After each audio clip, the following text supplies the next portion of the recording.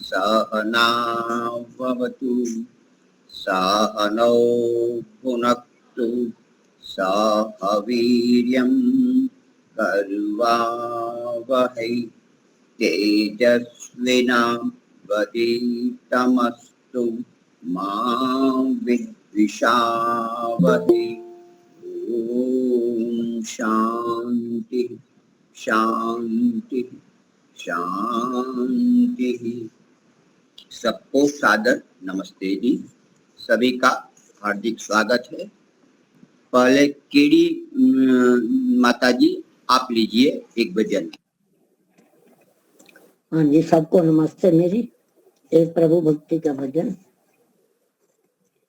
ए मेरे दिल तू हरदम ये दुआ कर, ए मेरे दिल तू हरदम ये दुआ कर, या मेरे मालिक तू सबका भला कर, या मेरे मालिक तू सबका भला कर। पेड़ ये देता है सबको साया, सबको छाया, ये शख्स तू किसके काम है आया, काम है आया। तुम भी किसी के गम की दुआ कर, तुम भी किसी के गम की दुआ कर, या मेरे मालिक तू सबका भला कर। ए मेरे दिल तू हरदम ये दुआ कर, या मेरे मालिक तू सबका भला कर, या मेरे मालिक तू सबका भला। सबसे बड़ा है इंसान है तू, इंसान है तू, तू इंसानियत की पहचान है तू, पहचान है तू। इंसानियत होने का, इंसानियत होने का हक अदा कर, इंसानियत होने का हक अदा कर, या मेरे मालिक तू सबका भला कर, या मेरे मालिक तू सबका भला कर। ए मेरे दिल तू हरदम ये दुआ कर, या मेरे मालिक तू सबका भला कर। ए मानव तूने सत्संग किया क्या, सत्संग में तूने अमृत पिया क्या। ए बंदे तू सिमरन किया कर, ए बंदे तू सिमरन किया कर, या मेरे मालिक तू सबका भला कर। ए मेरे दिल तू हरदम ये दुआ कर, या मेरे मालिक तू सबका भला कर। जन्म के समय तूने वादा किया था, प्रभु का नाम मैं लेता रहूंगा। मानव अपना वादा तू पूरा कर, मानव अपना वादा तू पूरा कर, या मेरे मालिक तू सबका भला कर, या मेरे मालिक तू सबका भला कर। ऐ मेरे दिल तू हरदम ये दुआ कर, ऐ मेरे दिल तू हरदम ये दुआ कर, या मेरे मालिक तू सबका भला कर, या मेरे मालिक तू सबका भला कर। धन्यवाद जी, बहुत बहुत धन्यवाद। सीमा रावत जी आप लीजिए।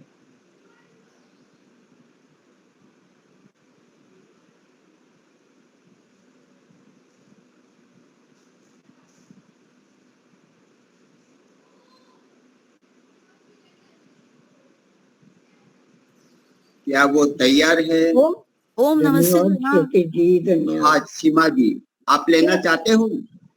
क्या मुझको क्या भजन बोलना है? हाँ जी, आपने हाथ उठाया था इसलिए मैं को कोई नए व्यक्ति हो तो चलिए ठीक, मैं सीमा में वानप्रस्थ साधक आश्रम में, आपको याद हो तो मैं रहती थी। अच्छा सीमा आर्या। कर से संग जोड़ मानव, ईश्वर से संग जोड़, विषयों से मुख मोड़ मानव, ईश्वर से संग जोड़, प्रातः सायं संध्या कर ले, वेद ज्ञान जीवन में भर ले, प्रातः सायं संध्या कर ले, वेद ज्ञान जीवन में भर ले, शुभ कर्मों को न छोड़ मानव, ईश्वर से संग जोड़, बिन ईश्वर के जाने माने, दूध और पानी के न छाने, बिन ईश्वर के जाने माने, दूध और पानी के न छाने, वृथा यतन करोड़ मानव, ईश्वर से संग जोड़, केवल धन संचय में रहना, विषय भोग सागर में बहना, केवल धन संचय में रहना, विषय भोग सागर में बहना, यह अंधों की दौड़ मानव, ईश्वर से संग जोड़, यह अंधों की दौड़ मानव, ईश्वर से संग जोड़, ईश्वर से संग जोड़ मानव, विषयों से मुख मोड़, ईश्वर से संग जोड़ मानव, ईश्वर से संग जोड़, अविद्या का नाश किया कर, सदा ईश संग वास किया कर, अविद्या का नाश किया कर, सदा ईश संग वास किया कर, छोड़ जगत की होड़ मानव, ईश्वर से संग जोड़, छोड़ जगत की होड़ मानव, ईश्वर से संग जोड़, ईश्वर से संग जोड़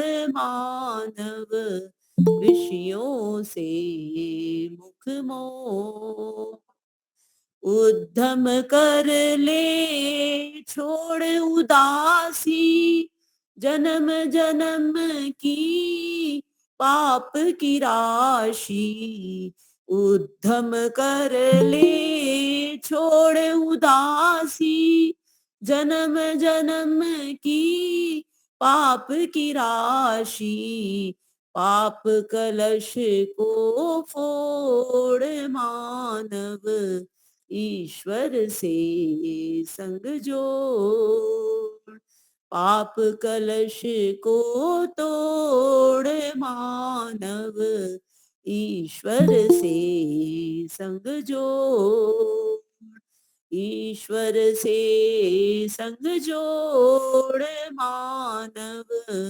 विषयों से मुख मोड़, क्यों फिरता तू मारा मारा, ईश्वर का ले पकड़ सहारा, क्यों फिरता तू मारा मारा, ईश्वर का ले पकड़ सहारा, यही है एक निचोड़ मानव, ईश्वर से संग जोड़, यही है एक निचोड़ मानव, ईश्वर से संग जोड़, ईश्वर से संग जोड़ मानव, ईश्वर से संग जोड़, विषयों से मुख मोड़ मानव, ईश्वर से संग जोड़, ईश्वर से संग जोड़ मानव, ईश्वर से संग जोड़। धन्यवाद। बहुत अच्छा। समय तो हो चुका है भजन के लिए, आप आते हो, लेकिन प्रतिदिन यहाँ 4 से 5 होता है, तो आपको भी लाभ मिलेगा सुनाने का। तो प्रतिदिन रविवार के सिवा आप अवश्य आए और गा सकते हो। प्रतिदिन मतलब रोज यही सेम लिंक रहता है? सेम लिंक, हाँ लगभग सेम लिंक, कभी कभी ही नहीं, बाकी तो यही लिंक होता है। अच्छा, जरूर आइए। प्रतिदिन, ठीक है, धन्यवाद। दूसरा कि आप एक मुझे प्रश्न जवाब दीजिए कि हमारे जीवन की परम अवस्था, उच्च अवस्था कई है? जी हाँ, कोई बताएगा? परम अवस्था, उत्तम अवस्था हमारी किस है? क्या यौवन है, क्या बचपन है, क्या वृद्धत्व है, क्या है? वृद्धावस्था। हाँ, परम परम यदि अच्छी, परम का मतलब अच्छी, बढ़िया, सबसे और बढ़िया। अग्रसर होना वो किसी भी अवस्था में हो सकता है। अष्टांग योग का पालन करते हुए ईश्वर प्राप्ति को लक्ष्य बनाते हुए उस और आगे बढ़ना, साधना करना। हाँ, वृद्ध अवस्था अर्थात वर्जित अवस्था, ये कोई निवृत्ति अवस्था नहीं है। परमात्मा ने हमें निवृत्त नहीं किया, इस शरीर में रखा है, तो हम औरों के लिए करें, अपने लिए तो सब करते हो, औरों के लिए आप क्या करते हो? आप अभी बच्चे की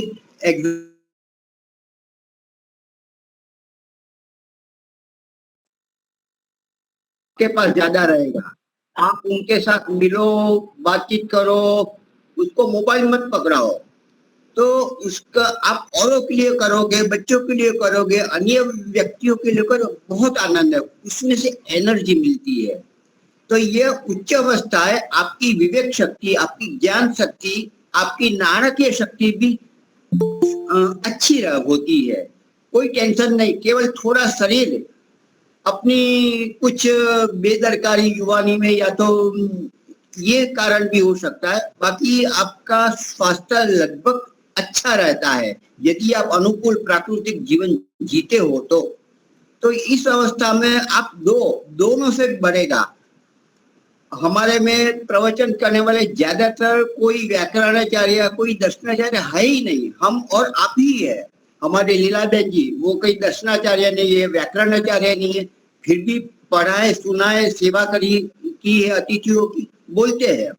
हमारे श्रुति बहन जी भी, वो भी शायद लगभग कोई ऐसी पदवी पढ़ के नहीं, आप सुन के पढ़ के बोलते हैं। वैसे आप भी बोलिए, अपना घर है, अपना स्थान है, अपना समय है, तो बोलिए, बच्चों के लिए करिए। तो ऐसा करोगे तो आपको आनंद आएगा, जीने की आयु हम बढ़ा सकते हैं इस तरह से।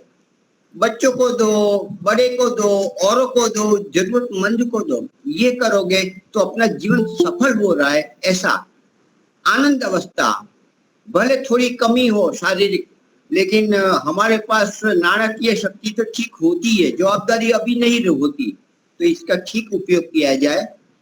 तो मैं व्यक्तिगत रूप में हो सके उतना तो प्रयास करता हूँ। नहीं मैं विद्वान, नहीं व्याकरणाचार्य, नहीं दर्शनाचार्य, प्रारंभिक रचना भी कौमुदी भी वर्षों से पढ़ रहा हूँ, अभी तक हुई नहीं। फिर भी आनंद आता है, परोपकार करने में, औरों को देने में। बच्चों की अभी 2 शिविर लगाई है, और भी हम लगा रहे हैं, बुला रहे हैं, लिखते हैं, जो अच्छा लगता है वो करते हैं। तो उसके लिए विद्वान होने की जरूरत नहीं, देने की इच्छा हो, यही बढ़िया समय है, उत्तम। और जो कुछ बचा है अच्छे काम में लगा दो, वास्तव में हमारा ही इसमें कल्याण है। धन्यवाद। मैंने 5 मिनट और ज्यादा ले ली, तो श्रुति जी को मैं आमंत्रित करता हूँ, निमंत्रण है आपको। बहुत बहुत धन्यवाद आदरणीय मुनि जी, बहुत बहुत धन्यवाद। सभी आर्यजनों को सादर नमस्ते। वैदिक प्रज्ञा व्याख्यान माला के अंतर्गत उपस्थित इस कार्यक्रम में मुनि जी ने बहुत सुंदर समझाया हमारी कौन सी अवस्था सबसे उत्तम है। सही में परोपकार के कार्य हम करें, सभी के भलाई के कार्य करें। बहुत सुंदर उन्होंने समझाया, प्रेरणादायी बात हम सभी के समक्ष में रखी उन्होंने। आप सब जुड़िए, आप सब अपने अपने विचार रखिए, कुछ भजनों के माध्यम से तो कुछ अपना स्वाध्याय के माध्यम से। हमें हमारा भी ज्ञान अर्जन हो, हमें भी कुछ लाभ मिले, तो हम भी चाहते हैं कि हम भी दूसरों को सुने। तो बहुत सही उन्होंने बताया। मुनि जी एक सरल सा विषय में पढ़ रही थी, कहीं मुझे यज्ञ कराने का सौभाग्य प्राप्त हुआ तो उस गृहस्थ में जैसे गृह प्रवेश का यज्ञ है, तो मैं देख रही थी, मतलब मैं महसूस कर रही थी इस चीज को अंदर ही अंदर कि इतना महंगा उन्होंने मकान फ्लैट लिया है, आपस में उनका प्रेम है कि नहीं पति पत्नी का। तो ऐसा कुछ लग नहीं रहा था, बस एक वो बड़ा सा ले लिया मकान और माता पिता को बुलाया, यज्ञ कराया, संपन्न जैसे अपना करते हैं अपना। परंतु कहते हैं कि आपस में स्नेह हो तो जीवन प्रसन्नता से व्यतीत हो जाता है। ये सदरूपी गृहस्थ मंदिर का जो शिलान्यास है, ये प्रेम और वात्सल्य, मतलब सब प्रेम और सत्संभाव की शिला पर आधारित होना चाहिए। मतलब आपके जीवन में इतना प्रेम होना चाहिए कि आपका परिवार सुंदर रहे। यदि परिवार में रहने वालों में आपस में स्नेह हो और स्वभाव में समता हो, तो मकान कच्चा हो या पक्का हो, दोनों का जीवन प्रसन्नता पूर्वक व्यतीत हो जाता है। किंतु कहते हैं ना, बड़े बड़े बंगलों में रहने के बाद भी यदि स्नेह नहीं है, आपके स्वभाव में समानता नहीं है, तो ऐसा संभव है कि बाहर भले ही आप कूलर लगवा लीजिए, एसी लगवा लीजिए, किंतु अंदर आपके ईर्ष्या और द्वेष के हीटर ही चलेंगे। जीवन आपका कुंठित रहेगा, तनावग्रस्त बना रहेगा। और कहते हैं ये सृष्टि की विचित्रता है कि किसी का स्वभाव 100% दूसरे व्यक्ति से, व्यवहार से नहीं मिलता। और ऐसी अवस्था में थोड़ा सा विचार करिए, थोड़ा व्यवहार में भिन्नता आप देखिए बनी रहेगी, किंतु व्यवहारिक अंतरों के बीच अंतर को हम कितना आत्मसात कर पाते हैं, हमारे विचारों, ये सब हमारी विचार शक्ति पर निर्भर करता है। आप देखिए आपके जीवन में जितना अहंकार अधिक होगा, उतना ही समझौता प्रकृति पर चोट लगेगी। आप ऐसा लगेगा आप हार गए हैं। ऐसी परिस्थिति में आपका गृहस्थ का वातावरण वाद विवाद और अंतर कलह से भर जाएगा। तो जितना संभव हो सके अपने जीवन में आपस में स्नेह रखिए, प्रसन्नता पूर्वक जीवन व्यतीत करिए। बड़े बड़े घर होने से, बड़ी गाड़ियां होने से आपका गृहस्थ जीवन सुखी नहीं हो सकता। आपने नाम सुना होगा टॉल्स्टॉय का, बहुत ही ज्ञानी व्यक्ति थे। उनके घर में उनको दुखी होकर अपने आत्महत्या करने के लिए वो एक दिन चल पड़े। रेलवे स्टेशन के प्लेटफॉर्म पर खड़े हो गए और सोच रहे थे कि यहां से मैं छलांग लगाऊं और ऊपर से छलांग लगा के अपने जीवन की लीला को समाप्त कर दूं। इतने में वहां स्टेशन मास्टर अचानक आया और उन्होंने देखा कि इतना बड़ा विचारक, इतना बड़ा लेखक, इतना बड़ा चिंतक यहाँ खड़ा है इंसान, में उसके समक्ष खड़ा हूं, ये तो मेरा सौभाग्य ही जाग उठा। तो स्टेशन मास्टर बोला, श्रीमान बताइए मैं आपकी किस प्रकार सहायता कर सकता हूँ। तो उन्होंने कहा कि आत्महत्या करने का कोई सरल सा उपाय बताओ, बस मेरे को यही सेवा करानी है। स्टेशन मास्टर बड़ा हैरान हुआ कि जिस व्यक्ति ने दूसरों को जीना सिखाया, वह व्यक्ति कहता है कि मुझे मरने की विधि सिखाओ। कारण क्या है, एक दिन पति पत्नी में झगड़ा हुआ। टॉल्स्टॉय चाहते थे कि अपनी संपत्ति का कुछ भाग मैं जन सेवा में लगाऊं। जैसे अभी मुनि जी बता रहे थे, परोपकार के आप कार्य करिए। बस इसी बात पर कहते हैं टॉल्स्टॉय और उनकी पत्नी में परिवार में कलह हो गया और व्यक्ति मरने के लिए चल पड़ा। कुछ नहीं पता चलता व्यक्ति का, कई बार छोटी छोटी सी चोट बड़े बड़े घाव कर जाती है, व्यक्ति सहन नहीं कर पाता और बहुत बड़े आघात को भी व्यक्ति सहन कर लेता है, परंतु कई बार फूल जैसी चोट, छोटी सी जो चोट होती है, व्यक्ति वो भी सहन नहीं कर सकता। एक बार की बात है कि एक राजा ने किसी व्यक्ति को साधारण अपराध करने पर कोई उसको दंड दिया कि सब व्यक्ति बाहर वाले इसको पत्थर मारे। अब जिस व्यक्ति को पत्थर लग रहे थे, लोग उसको मार रहे थे, उस व्यक्ति का एक निकट का करीबी दोस्त, जिसको कहते हैं बेस्ट फ्रेंड, वहां भी आया। अब उसको भी राजा ने कहा तुम पत्थर मारो भाई। अब वो पत्थर मारने की जगह उसने सोचा मैं एक फूल क्यों ना देकर मारूं, और व्यक्ति पत्थर मारने के बजाय उसको फूल मारा। तो वो पहले वाला व्यक्ति जिसको पत्थर लग रहे थे वो रो पड़ा। अत्यधिक स्नेही मित्र था मेरा।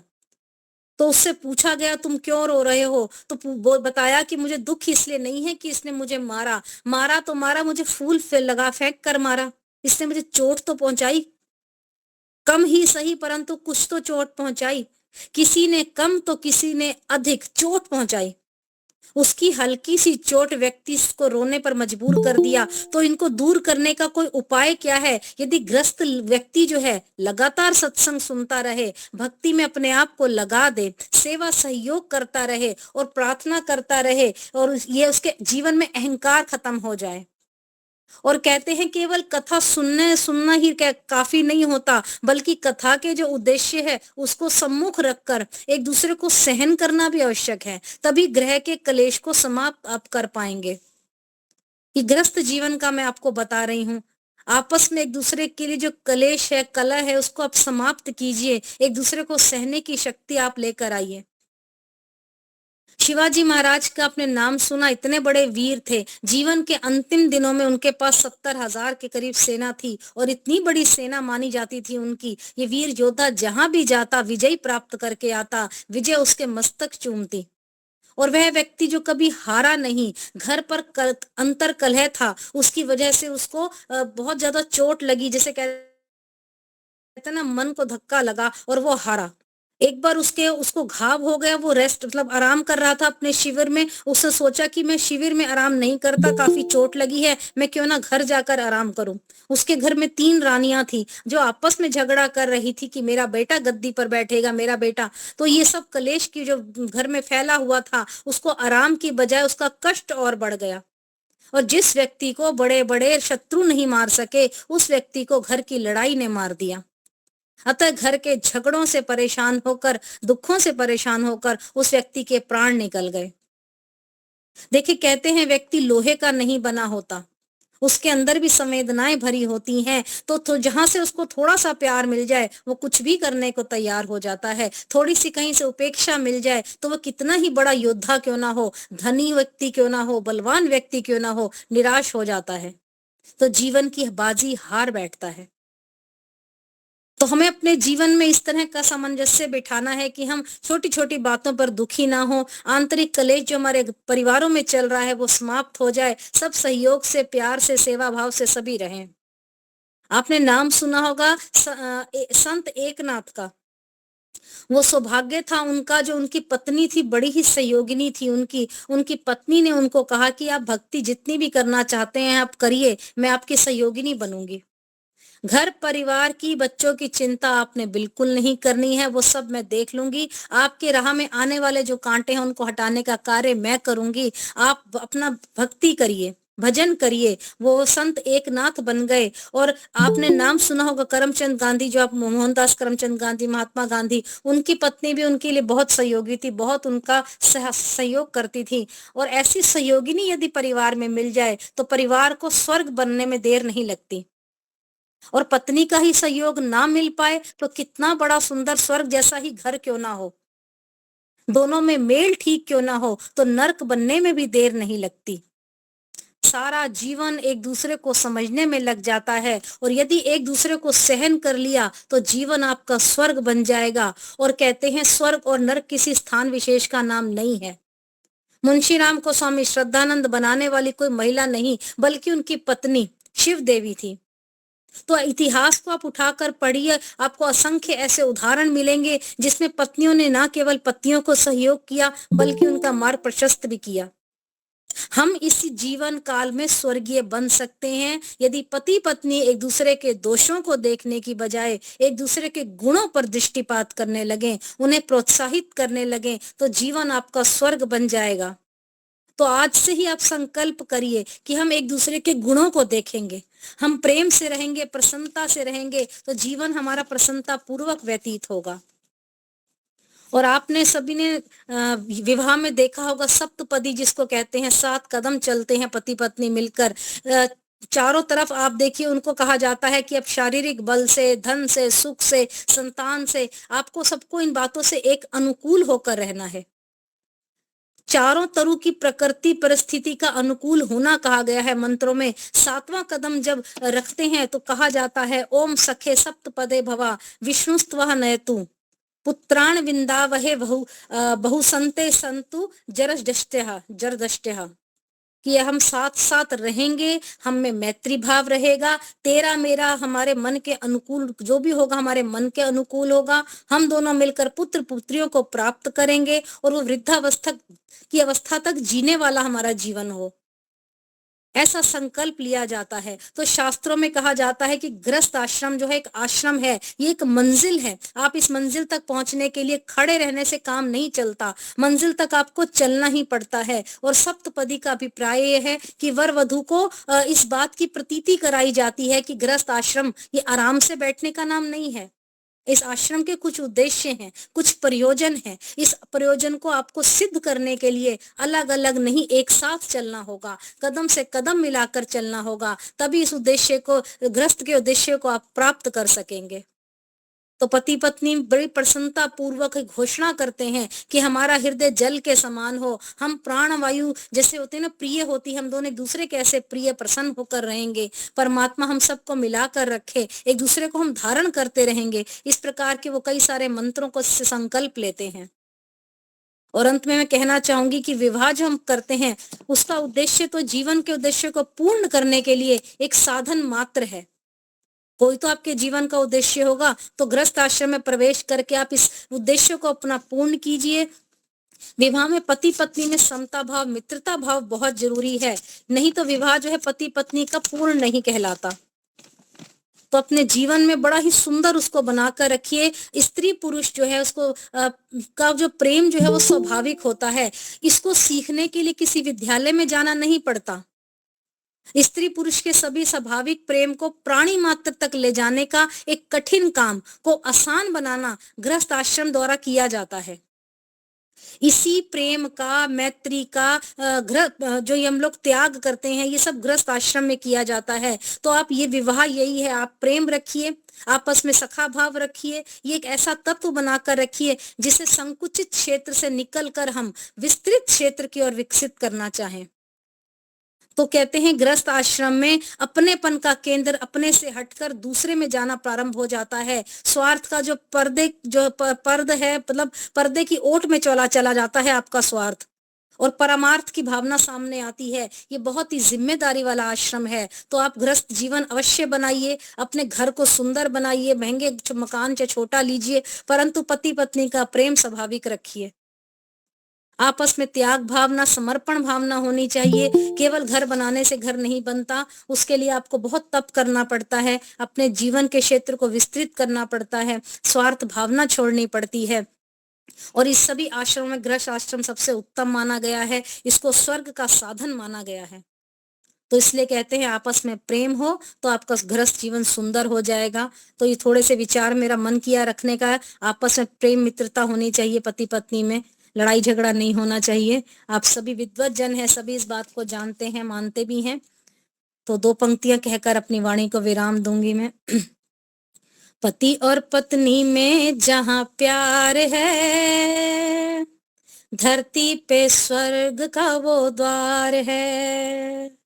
पति और पत्नी में जहां प्यार है, धरती पे स्वर्ग का वो द्वार है। देखिए स्वर्ग के लक्षण क्या बताए गए हैं, सुनिएगा। बूढ़ों की सेवा प्रेम बच्चों से, आंगन सजा है खुशियों के लक्ष्यों से। वृद्धों की सेवा प्रेम बच्चों से, आंगन सजा खुशियों के लक्ष्यों से। आए अतिथि का सत्कार है, धरती पे स्वर्ग का वो द्वार है। पति और पत्नी में जहाँ प्यार है, धरती पे स्वर्ग का वो द्वार है। स्वर्ग है जहाँ स्वर्ग है दुख का जहाँ अंत है, हरदम ही रहता वहाँ बसंत है। स्वर्ग है दुख का जहाँ अंत है, हरदम ही रहता वहाँ बसंत है। उस घर की बगिया में बाहर है, धरती पे स्वर्ग का वो द्वार है। पति और पत्नी में जहाँ प्यार है, धरती पे स्वर्ग का वो द्वार है। जीवन का लक्ष्य जहाँ भलाई है, खाते पुरुषार्थ की कमाई है। जीवन का लक्ष्य जहाँ भलाई है, खाते पुरुषार्थ की कमाई है। छल और कपट का ना व्यवहार है, धरती पे स्वर्ग का वो द्वार है। पति और पत्नी में जहाँ प्यार है, धरती पे स्वर्ग का वो द्वार है। ऐसे परिवार कर्मठ थोड़े हैं, उनके अनुसार जिनके जोड़े हैं। ऐसे परिवार कर्मठ थोड़े हैं, उनके अनुसार जिनके जोड़े हैं। वरना ये दुखिया ये संसार है, धरती पे स्वर्ग का वो द्वार है। पति और पत्नी में जहाँ प्यार है, धरती पे स्वर्ग का वो द्वार है। बहुत बहुत धन्यवाद आदरणीय मुनि जी, बहुत बहुत धन्यवाद आप सभी का। बहुत अच्छा बेटा, मजा आ जाता है आपको। बहुत ही बढ़िया आपने गृहस्थ आश्रम के लिए कहा। अभी जो क्या प्रशंसा करूं, बस लिख दूंगा तो मिल जाएगा आप सबको। तो वास्तव में गृहस्थ आश्रम में स्वर्ग बनाने में पति पत्नी तो है, उसमें भी बालक से बढ़ के बालिका होती है, जो पिता की इतनी केयर करती है। बच्चा इतना उद्दंड होता है सामान्य रूप से, तो ये क्या मालूम स्वाभाविक है। जैसे लड़का होता है तो पिताजी खेलते ऐसे हाथ करते और ऐसे मारते हैं, तो पिताजी हाथ रखते हैं और बच्चा ऐसा मारता है, ऐसा मारता है, पिताजी हटा देते हैं। तो इस प्रकार से फिर बेटी के पास आते हैं, ले तू मार। तो बेटी क्या करते हैं, हाथ पिताजी का लेते और चूमते हैं, मैं नहीं मार सकती आपको। ये प्रेम क्या परमात्मा ने जो लड़कियों में कन्या में भरा है पिता के प्रति, बहुत बढ़िया है। वो भी गृहस्थ आश्रम को मीठा मधुर बनाना बहुत बड़ा काम होता है। ठीक है, तो एक और भजन ले लेते, भजन गाने वाले है तो आपका समय में थोड़ा काट रहा हूँ 5 मिनट। मैं बोल दूं मुनि जी? और दूसरा कोई हो तो, हाथ तो बहुत से उठाया है। कमला जी तो दूसरे दिन रखेंगे, एक बार आ गया है उनका। संतोष चांद, चलो ले लीजिए संतोष जी, ले। वह पढ़ाया करो, वेद सुनो और सुनाया करो, तन से मन से चारों ओर सदा वेद का डंका बजाया करो। वेद पढ़ो व पढ़ाया करो, वेद सुनो और सुनाया करो। जीव कहाँ से जग में आवे लौट कहाँ को फिर जावे। ईश्वर क्या है सृष्टि क्या है वेद हमें समझावे। सबको यही समझाया करो, सबको यही समझाया करो। वेद पढ़ो और पढ़ाया करो, वेद सुनो और सुनाया करो। नर और पशु में अंतर क्या है, किसने ये जगत बनाया। मानव जीवन क्यों मिलता है, वेद ने दर्शाया। भ्रम सभी ये मिटाया करो, भ्रम सभी के मिटाया करो। वेद सुनो और सुनाया करो, वेद पढ़ो और पढ़ाया करो। वेद सुखाए इस दुनिया में, क्या जीना क्या मरना। मात पिता गुरु इष्ट जनों की विधिवत सेवा करना। भक्ति में मन को लगाया करो, भक्ति में मन को लगाया करो।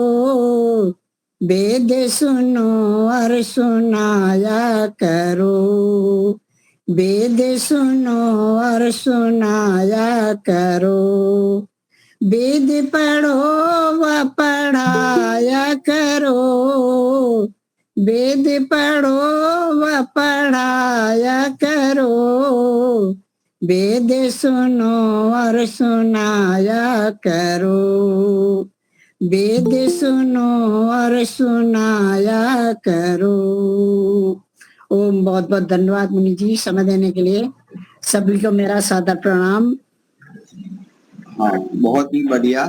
समय 5-10 मिनट आप ज्यादा ले सकते हो लीला बहन जी, कोई हाँ। बात नहीं, क्योंकि सब आते हैं तो मुझे भी जरा देता हूँ उनको समय, मैंने भी ले लिया समय, तो कोई बात नहीं। एक वचन और बोल दे। अच्छा, हाँ लीला बहन जी, आप जरा अंत में शांति पाठ करवा लेना। मुझे भी ये बच्चों के लिए अभी जाना पड़ता है गांव में, अभी निकलना पड़ेगा 5 मिनट में, तो आप जरा ले लीजिए, 5 मिनट ज्यादा ले सकते हो जी। गायत्री है वो जो बड़े खाने हैं ना, उपासना करेंगे। ओम भूर्भुवः स्वः तत्सवितुर्वरेण्यं भर्गो देवस्य धीमहि धियो यो नः प्रचोदयात्। सबका रक्षक, जगत के सब जीवों का आधार, जो प्राणों से भी प्रिय और स्वयंभू है, जिसके संसर्ग मात्र से संसार के सारे प्राणी सभी क्लेशों और दुखों से मुक्त हो जाते हैं, जो नानाविध जगत में सर्वत्र व्यापक होकर सबका पालन और पोषण करता है, सकल जगत का उत्पादक, सब ऐश्वर्य का दाता, जिसकी प्राप्ति में सभी की सब आशाएं एवं अभिलाषाओं की पूर्ति है, उस पवित्र परमात्मा के पवित्र तेज को हम अपने हृदय में धारण करते हैं। वो परमात्मा हमारी बुद्धियों को निकृष्ट मार्ग से निवृत्त करके उत्कृष्ट मार्ग की ओर प्रेरित करे।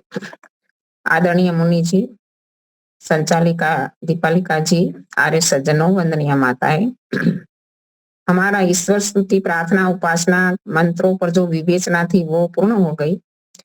अब मैं सोचती हूँ कि जो प्रचलित मंत्र हैं, जैसे ईशोपनिषद के मंत्र हैं, तो इसमें से मंत्र लेंगे।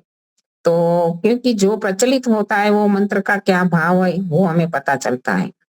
वो उपनिषद के मंत्र हैं और यजुर्वेद का 40वां अध्याय भी है। ऐसे उपनिषद भी एक आध्यात्मिक शास्त्र है। महर्षि दयानंद जी महाराज ने जहाँ पठन पाठन विधि में जिस ग्रंथों की जिक्र किया है, इसमें उपनिषद का भी जिक्र किया है। और उपनिषद आध्यात्मिक शास्त्र है, जैसे न्याय दर्शन आदि हम पढ़ते हैं, सुनते हैं। तो इसमें क्या होता है कि प्रमाण होता है, हेतु होता है, तर्क आदि से हम बातों को सिद्ध करते हैं। लेकिन उपनिषद में अलग शैली है। उपनिषद की शैली क्या है कि इसमें ऐसा होता है कि जो गुरु और शिष्य का संवाद होता है, गुरु की आध्यात्मिक पराकाष्ठा की परिस्थिति होती है, उच्च अवस्था पवित्र आत्मा की। और वो गुरु अपने शिष्य को उपदेश करते हैं। और उपनिषद आध्यात्मिक शास्त्र ही कहे तो कहा जाता है, क्योंकि इसमें आत्मा परमात्मा का ही जिक्र किया गया है और हमें सकामता से निष्कामता की ओर ले जाता है। और हमारे अंदर जो कुसंस्कार है, दुर्गुण दुर्व्यसन आदि हैं, उनको हटाने में उपनिषद बहुत सहायक बनता है। तो हमारी आत्मा की उच्च अवस्था पर ले जाने के लिए उपनिषद हमें बहुत सहायक है। उसके मंत्र, उसके श्लोक पर हम विचार करें और आत्मसात करें तो अवश्य अपने जीवन में बदलाव ला सकते हैं। तो आज हम उपनिषद में ईशोपनिषद का पहला मंत्र लेंगे। ईशावास्यम इदं सर्वं यत्किंचं जगत्यां जगत् तेन तक्तेन पुंजीथा मा गृध कश्रीधनम। बहुत प्यारा सा मंत्र है, सबने सुना है। इस मंत्र में क्या बताया गया? ईशावास्यम इदं सर्वम। ईशा कहते हैं ईश्वर को, और ईशा तृतीया विभक्ति है, तो इसमें ईश्वर के द्वारा, वाष्य मानी आच्छादित है। क्या आच्छादित है? जो भी कुछ भी है, इदम सर्वम, सब कुछ ईश्वर के द्वारा आच्छादित है। जो कुछ हमें दिख रहा है, नहीं दिख रहा है, सारा का सारा, सारा ब्रह्मांड की हर एक वस्तु ईश्वर के अंदर है। तो ईश्वर कण कण में है, सर्वव्यापक है। हम सब इस शब्द का प्रयोग करते हैं कि ईश्वर सर्वव्यापक है, कण कण में है। लेकिन कई बार हमने सुना है, लेकिन उसको हम यदि आत्मसात करेंगे, तो आचार्य ज्ञानेश्वर जी कहा करते थे कि हर क्षण, हर पल तुम ऐसी अनुभूति करो, एक महान सत्ता, एक महान शक्ति जो सर्वव्यापक है, जो मेरे अंदर भी है, मेरे बाहर भी है, जो हर घड़ी मुझे देख रही है, सुन रही है, जान रही है। ऐसी अनुभूति के साथ जिएंगे यदि हम, तो कोई पाप, कोई अधर्म का विचार हमारे मन में भी नहीं प्रवेशेगा, क्योंकि पवित्र सत्ता की उपस्थिति में हमारी अंदर भी पवित्र भावनाएं उपस्थित होगी। तो ईश्वर की सर्वव्यापकता के कारण पाप के संस्कार दूर हो जाएंगे। हाँ, यदि हमने इस बात को अपने मन में तत्व ज्ञान के रूप में बिठा कर रखिए। कहते हैं कि हर पल कोई भी स्थान में हम जाए कि जहां हम अकेले अपने को अनुभव ना करें, मेरे साथ एक दूसरी व्यक्ति, दूसरी सत्ता उपस्थित है, हम दो है तो तीसरी सत्ता उपस्थित है, ऐसा अनुभव करें। और कोई बड़ा अधिकारी है, कोई बड़ा आचार्य है, गुरु है, बड़ी व्यक्ति है हमारे सामने, तो क्या उनके सामने हम पाप करते हैं? कोई अयोग्य विचार भी रखते हैं? कोई अयोग्य काम भी नहीं करते? तो ये तो अधिकारियों का अधिकारी है, ब्रह्मांड का राजा है, राजाओं का राजा है। तो हम उनके सामने कैसे पाप के विचार कर पाएंगे? बिल्कुल नहीं होगा हमारे मन में पाप के विचार। और जो मनुष्य है, वो कितना ही बड़ा क्यों ना हो, वो यदि अपनी न्याय व्यवस्था के अनुसार मनुष्य को कभी दंड दे या ना दे, लेकिन ईश्वर की न्याय व्यवस्था से हम कभी भी नहीं बच सकते। ये ईश्वर की सर्वव्यापकता का जब हम अनुभव करते हैं, तो हमारे अंदर ये भाव आ जाता है कि ईश्वर हमें हर पल देख रहा है, हर पल सुन रहा है। इससे हम कुछ भी छिप कर नहीं कर सकते और इससे हम कभी भी बच नहीं सकते। तो थोड़ा सा वाक्य में ये बता रहा है कि ईशावास्यम इदम सर्वम, केवल मात्र इतना ही सोचने मात्र से हमारे अंदर इतना बड़ा बदलाव आ जाएगा। तो यत किंचन जगत्याम जगत, जो कुछ भी, यत यानी जो, किंचित जो कुछ भी, जगत्याम जगत, जगती का सप्तमी विभक्ति में जगत्याम, जगत में है, जो कुछ भी इस संसार में है, क्या है? जगत, जगत शब्द है।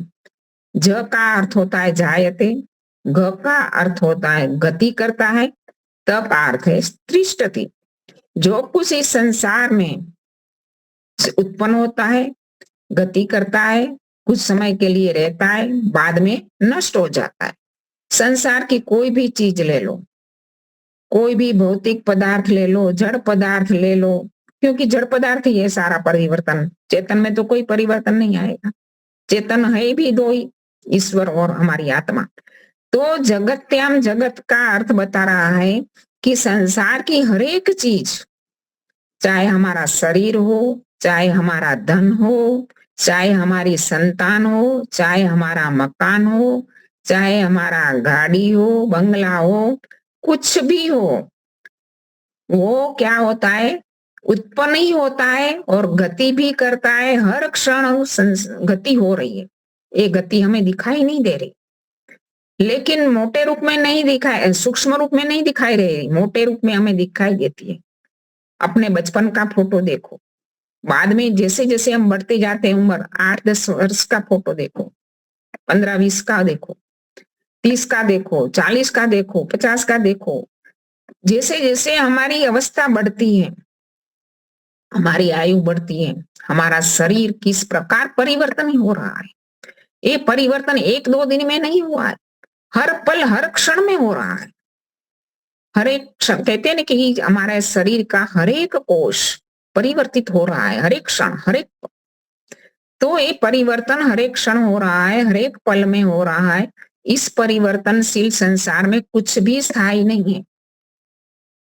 तो यही हमें बता रहा है कि जो हम उत्पन्न हुए, जैसे मनुष्य का शरीर के बारे में कहते हैं ना कि जायते, जन्म लेता है, इसके बाद में क्या होता है, उसका अस्तित्व, अस्थि।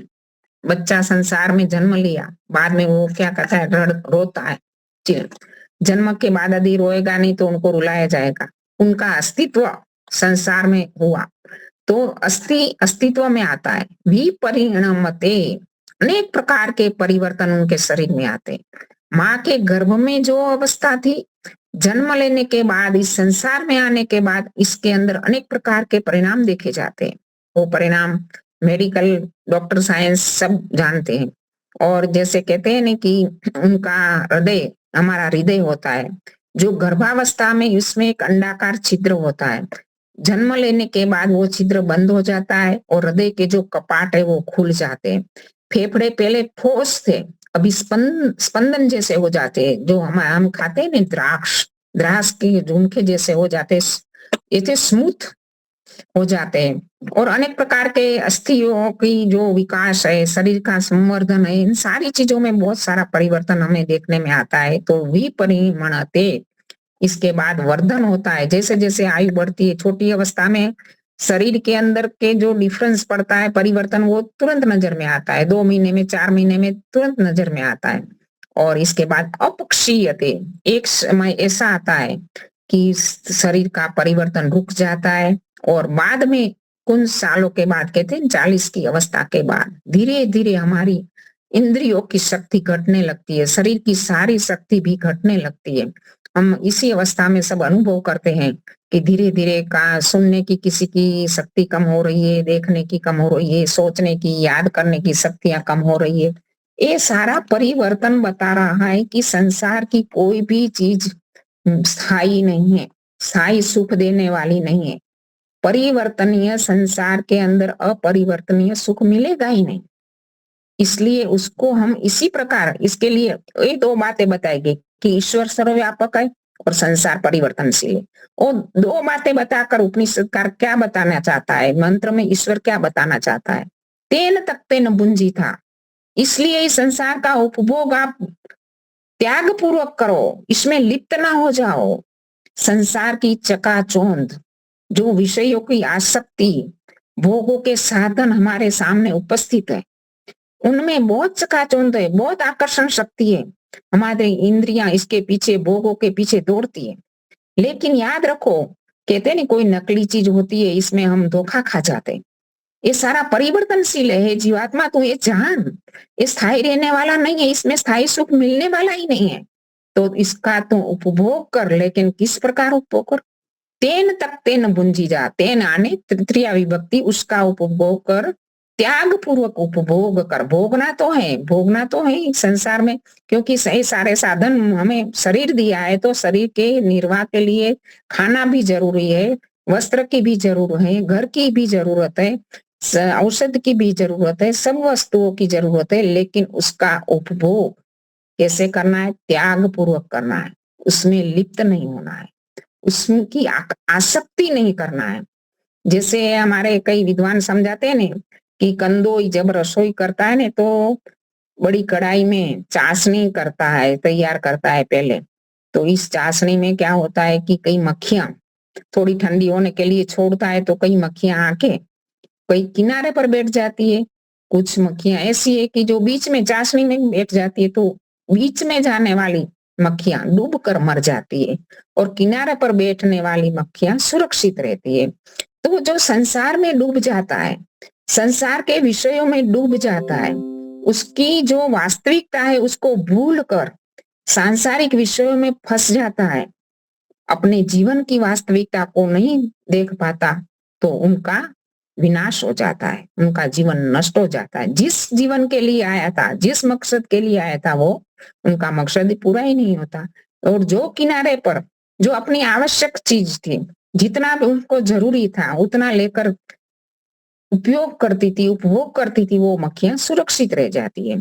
तो इसी प्रकार हमें संसार के अंदर डूब नहीं जाना है, आसक्त होकर हमें अपनी जो वास्तविक परिस्थिति है वो उसको भूल नहीं जाना है। सदा ही हमें इस बात को ध्यान में रखना है, चौकन्ना रहना है। और आगे बताया गया, हे मनुष्य, इसका तू त्याग पूर्वक उपभोग कर। भोग और भोक्ता दो चीजें होती हैं। जैसे भोग ये संसार के सारे पदार्थ है और भोक्ता हम है। कोई व्यक्ति टीवी देख रहा है, टीवी में इतना मशगूल है, इतना आसक्त है कि उसको पता ही नहीं चलता कि घर में कौन आया कौन गया, क्या हो रहा है, बाहर पवन आ रहा है, आंधी आ रही है, बारिश आ रही है, खिड़की दरवाजे बंद करने कुछ भी ध्यान नहीं है। वो टीवी देखने में इतना मशगूल है, आसक्त हो गया। इसी प्रकार हम जो कुछ भी भोग करते हैं, जो विषय है हमारे, उसमें हम एक रूप बन जाते हैं। खाने की कोई चीज हमारे सामने आ गई, बड़ी स्वादिष्ट है, हम इसमें इतने खो जाते हैं कि हमें कितना खाना चाहिए, क्या हमारे शरीर के लिए जरूरी है, क्या नहीं है, उसका हमें बिल्कुल ध्यान नहीं रहता और हम विषयों के भोग में ही डूब जाते हैं। इन सारे विषयों की यही दशा होती है। तो हमें भोग और भोक्ता को अलग परिस्थिति में रखना है। भोग अलग है, हम भोक्ता अलग है। जब हम आत्म भाव में जिएंगे, हम मेरा शरीर अलग है, मैं आत्मा अलग हूँ, इसी भाव में हमें दिन के जीवन के हर पल जीना है। तो इसी भाव में यदि हम जिएंगे ना, तो हमारे से कोई अनुचित व्यवहार नहीं होगा। अनुचित भोग हम नहीं करेंगे, उचित भोग ही करेंगे। उचित वस्तु और आवश्यक वस्तु जितना चाहिए इतना ही हम उसका भोग करेंगे, क्योंकि भोग तो करना ही है शरीर निर्वाह के लिए। मुक्ति में भी, मुक्ति में जाना है, लेकिन मुक्ति के लिए भी शरीर को निर्वाह, शरीर के माध्यम से ही हम मुक्ति में जाएंगे। तो शरीर को टिकाने के लिए योगी भी भोग तो करता है, लेकिन उनका भोग में वो आसक्त नहीं होता। आसक्ति बहुत बुरी चीज है और आसक्ति से हमें अलग रहना है। तो इस मंत्र में बताया गया है कि उसका त्याग पूर्वक उपभोग करो, इसमें डूब ना जाओ, अपने आत्म भाव में जियो।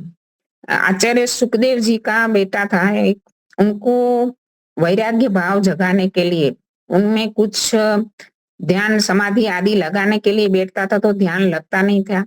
तो उन्होंने राजा जनक के पास भेजा कुछ दिन के लिए, प्रशिक्षण के लिए। तो उसने सोचा कि ये तो बड़ा राजा है, देखा राजा के जनक के दरबार, वो तो बड़ा राजा है, वो तो इतना ऐसा ईश्वर है, तो वो मुझे क्या उपदेश देगा।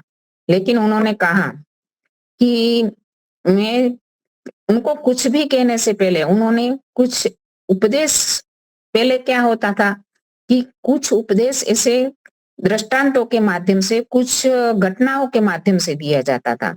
तो उन्होंने कहा कि एक तेल का कटोरा उसके हाथ में थाम दिया और कहा कि जो आपको रास्ता बताया जाए उसी रास्ते से आपको जाना है, रास्ता सीधा है, इसमें कोई आपको दिक्कत नहीं आएगी, कोई इसमें अवरोध नहीं आएगा, लेकिन इस तेल के कटोरे में से एक बूंद भी नीचे नहीं गिरानी है।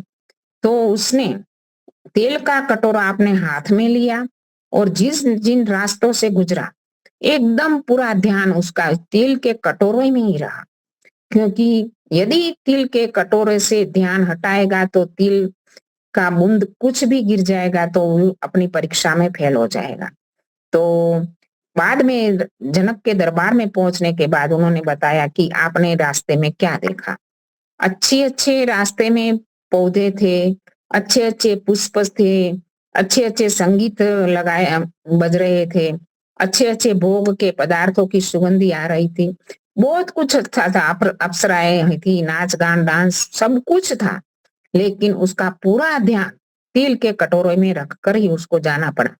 तो उन्होंने कहा कि देखो, आज आपने इसमें रास्ते में जो कुछ भी आया उसको आप देख नहीं पाए, क्योंकि आपका पूरा ध्यान आपको तिल के कटोरे में रखना पड़ा।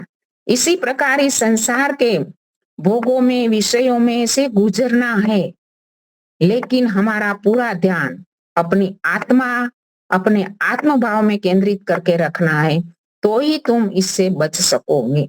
यही उनका वैराग्य भाव प्राप्त कराने के लिए उपदेश दिया गया। तो इसी प्रकार आगे बताया गया कि मागृध कष्टधनम, हे मनुष्य तू लोभ ना कर, कि लोभ सब पापों के मूल है। जब व्यक्ति के अंदर कोई भी वस्तु का, कोई भी विषय का लोभ आता है कि नहीं मुझे इससे ज्यादा चाहिए, तो वो क्या लोभ करने में, उस वस्तु को जोड़ जोड़ कर रखने में ही अपना सारा समय चला जाता है, और जो कार्य के लिए वो संसार में आया है, जो हमारा मुख्य लक्ष्य है, उसके गौण लक्ष्य बन जाता है और उससे विचलित हो जाता है। तो हमें लोभ नहीं करना है। ऐसे भी किसी के धन के प्रति लोभ ना कर, कोई दूसरे का धन को देखकर लेने का लालच मत कर, क्योंकि जब दूसरे व्यक्ति का धन को देखता है, उसका वैभव देखता है, उसकी योग्यता को देखता है, उसकी कुशलता को देखता है और उनकी प्रसिद्धि को आदि जो भी चीज का लोभ करता है, तो वो अच्छी बात नहीं है, क्योंकि उनके प्रति उनका ईर्ष्या भाव उत्पन्न होता है और अपने मार्ग से विचलित हो जाता है। तो इसी प्रकार कहा गया कि माँ घृत कश्मी धनम, वो धन किसका है? किसी का नहीं है। परम पिता परमात्मा ने हमें जो ज्ञान दिया है, जो बल दिया है, बुद्धि दी है, इसी के साथ हमारे पुरुषार्थ से हमने जो कुछ भी प्राप्त किया है उसमें हमें संतुष्ट रहना है।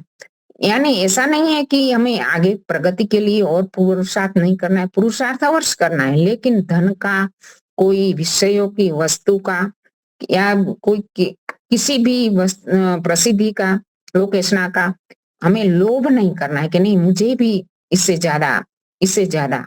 रोज व्यक्ति के मन में वही भाव बना रहेगा तो इसमें ही लिप्त हो जाएगा और अपने जो लक्ष्य है इससे विचलित हो जाएगा। तो हमें किसी की इसमें लोभ नहीं करना है, आसक्ति नहीं उत्पन्न करनी है, क्योंकि जब आसक्ति आती है तो आसक्ति से काम उत्पन्न होता है, और जब काम पूर्ण नहीं होता, हमारी इच्छा पूरी नहीं होती, तो हमारे अंदर क्रोध का भाव आता है, और क्रोध का भाव आता है तब व्यक्ति की बुद्धि मारी जाती है, वो मूढ़ अवस्था में आ जाता है, विवेक पूरा समाप्त हो जाता है। और विवेक समाप्त हो जाता है तो क्या अच्छा कर रहा है क्या बुरा कर रहा है उसको पता ही नहीं चलता। लोगों जो सलाह देंगे, जो अच्छी बात बताएंगे, वो उसे अच्छी नहीं लगती, उल्टा काम ही करने लगता है। रावण ने कितनों ने सलाह दी थी, विभीषण ने कहा, मंदोदरी ने कहा, खुद उनकी पत्नी ने कहा आप जो कर रहे हैं वो अच्छा नहीं है, ठीक नहीं है, लेकिन उनकी बुद्धि उल्टी चलती थी, क्योंकि जो काम इसके अंदर उत्पन्न हुआ था इसके कारण वो काम को पूरा करने के लिए, पूर्ण होने के लिए जो आसक्ति उसमें उत्पन्न हुई थी, वो आसक्ति से उसकी बुद्धि मूढ़ हो गई थी और पूरा विवेक समाप्त हो गया था। दुर्योधन की भी वही परिस्थिति थी, कितनों के समझाने के बाद भी वो समझ नहीं पाया। तो हमें इस बात को ध्यान रखना है कि हम किसी भी वस्तु का लोभ ना करें, आसक्त ना हो जाए संसार में। एक अच्छी सी घटना है तो बता दूं थोड़े से कि रामनाथ वेदालंकार गुरुकुल कांगड़ी के बड़े आचार्य हुए, उन्होंने अपनी पुस्तक में एक घटना लिखी, तो हृदय स्पर्श करने वाली घटना है कि एक गृह लक्ष्मी जो बड़ी विदुषी थी, बड़ी समझदार थी, शादी करने के बाद ससुराल आई तो उनका जीवन अच्छा था, दाम्पत्य जीवन अच्छा था। अभी बहन जी जो सांसारिक जीवन बात कर रही थी, तो बिल्कुल बहुत अच्छी थी, सब परिवार में सबको प्रिय व्यवहार करती थी। और लेकिन एक ही बात की कमी थी कि उनको संतान प्राप्त नहीं हुआ था। तो लंबे काल के बाद ईश्वर की कृपा से उसे संतान प्राप्ति भी हो गई। अभी सास ससुर भी बड़ी उम्र वाले थे, उनकी भी सेवा पर्याप्त करती थी। और सास ससुर ने चाहा कि हम अभी कुछ दिन के लिए यात्रा पर जाए, घर में सब सुख और शांतिपूर्ण चल रहा है, तो वो यात्रा में गए। पीछे कुछ 8-10 महीने का बच्चा बीमार हो गया। बीमार हो गया और उनकी दवा चल रही थी, डॉक्टर के पास बता रहे थे। उनके पतिदेव अपने ऑफिस के काम से चले जाते गए। एक दिन वापिस जब काम से निवृत्त होकर वापिस आए, तो गृह लक्ष्मी ने अपने पति को पानी दिया, बिठाया और कहा, एक कैंची उनके हाथ में थी। वो कैंची बड़ी सुंदर थी। तो उसने बताया कि ये कैंची मैंने पड़ोस में से लाई थी, 3-4 दिन हुए, लेकिन इस कैंची इतनी अच्छी है कि मुझे इससे बहुत अच्छा लगता है। तो मुझे ऐसा लगता है कि ये कैंची मैं वापिस ना दे पाई, अभी तक मैं वापिस नहीं दे पाई। मेरा काम तो पूरा हो गया, लेकिन कैंची मैं वापिस नहीं कर पाई। तो उसके पतिदेव ने कहा कि ये क्या बोल रही है?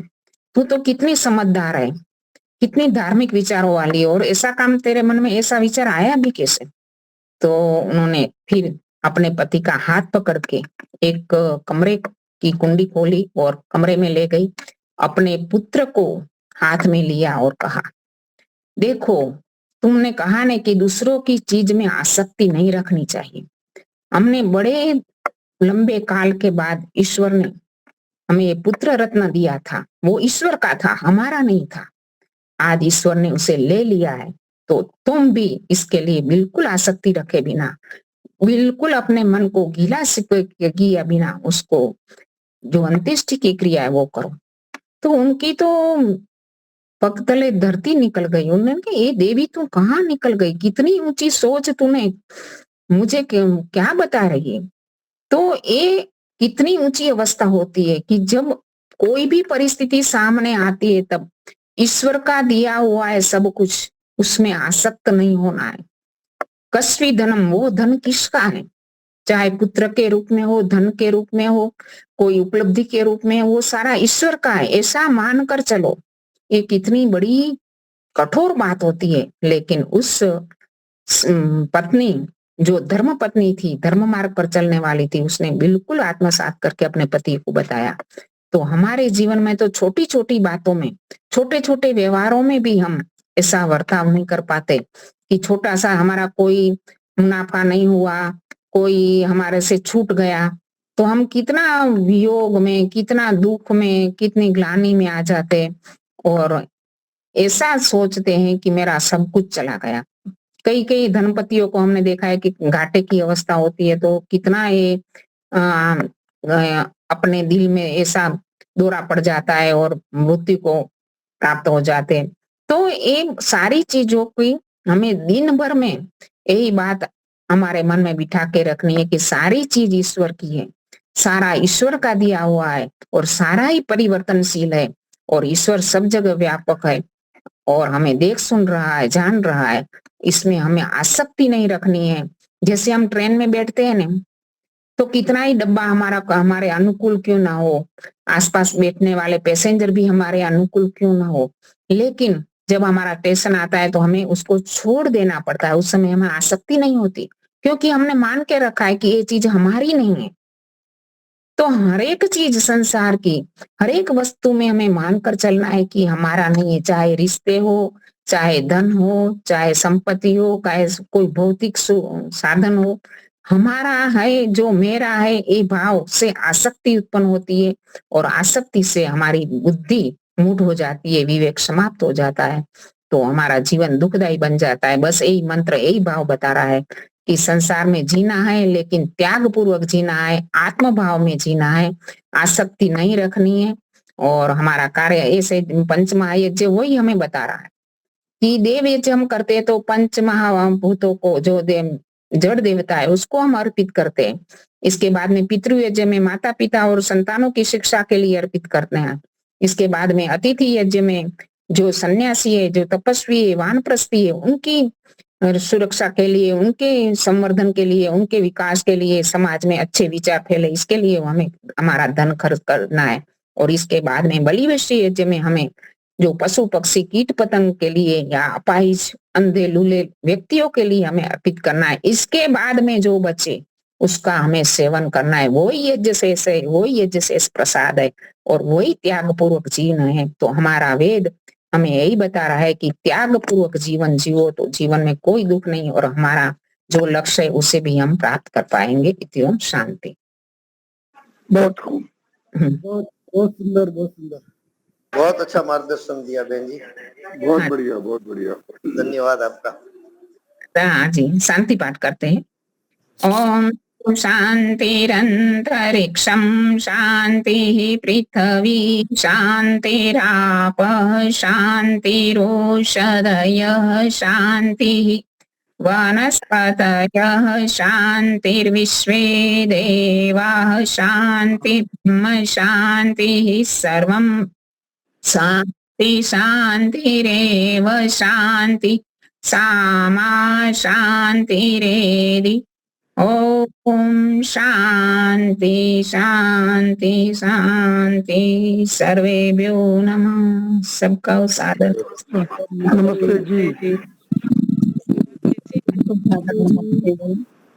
धन्यवाद।